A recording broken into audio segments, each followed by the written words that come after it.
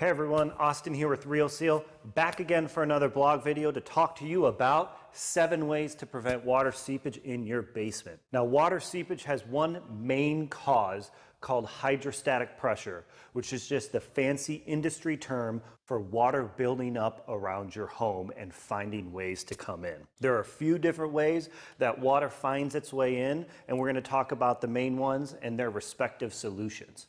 Starting with foundation cracks. Cracks in your wall, off of windows, I-beams in the corner, where water can actually build up and push through. The main 2 ways to fix this are with epoxy injection from the inside, and that's a non-expanding epoxy, or from an exterior crack repair where you dig out and apply a 3-part seal in order to stop the water from ever penetrating that wall in the first place. Pipe penetrations are the next source of water in your basement, and that's where you have a sewer pipe or a gas line or a water line that goes through the foundation. A lot of times when these are installed, the plumbers just put hydraulic cement on either side, which wears away over time. And so what you need to do is inject that void around the pipe, and we do that with a polyurethane injection. Polyurethane expands and allows for small amounts of movement. Pipes will always move a little bit as water, gas, travels through them, so we want to make sure that that polyurethane maintains a good grip on that pipe and holds the seal.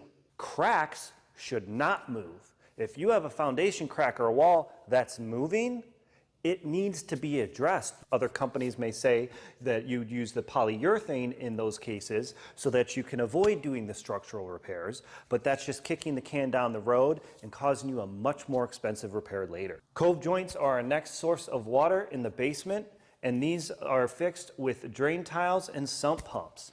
Cove joints are where the floor and the wall meet, and also cracks in your floor count under this heading as well. Water can find a way in once that pressure builds up.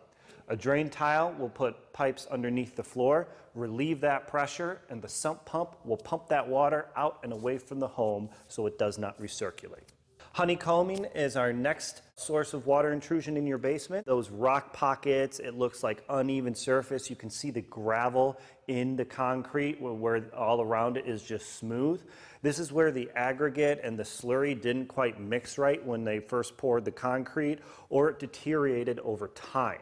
We inject these with epoxy and get them all the way through the foundation to stop any water from coming through.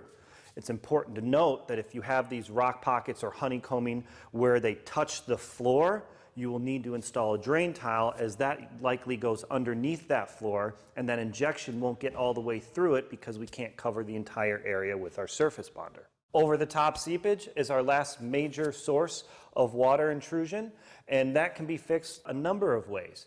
We can do an exterior seal where your brick meets the foundation wall to stop that mortar seam from seeping into your basement. In those cases, you also need to do tuck pointing up the wall to make sure there are no pinholes that allow water to come in, plinko down the brick, and then fall over the top of the foundation after it bypasses our seal. French drains and grading of your soil will help carry water away from the foundation so that it doesn't build up there in the first place. The French drains are simply perforated pipes that sit beneath the ground and drive that water somewhere else. Make sure that your soil is graded away from the home so that it naturally wants to roll away. If you have soil that's graded towards the home, you're gonna have a bad time. Lastly, for absolutely every one of these, one of the best things that you can do to prevent yourself from having to call someone like us is extend your gutters 15 to 20 feet minimum. Most water that you get next to your foundation comes from your roof and gutters, especially in the spring when your gutters are all frozen or if you have no extensions at all. Remember, the average American home produces 900 gallons of water in a single inch of rain. If you put that right next to your house, it's going to find a way to get inside. So extending those gutters is paramount in preventing seepage from happening in your basement in the first place. If you have any questions about any of these sources or ways to prevent water from seeping into your basement, give us a call at The Real Seal, where not everything's better when wet.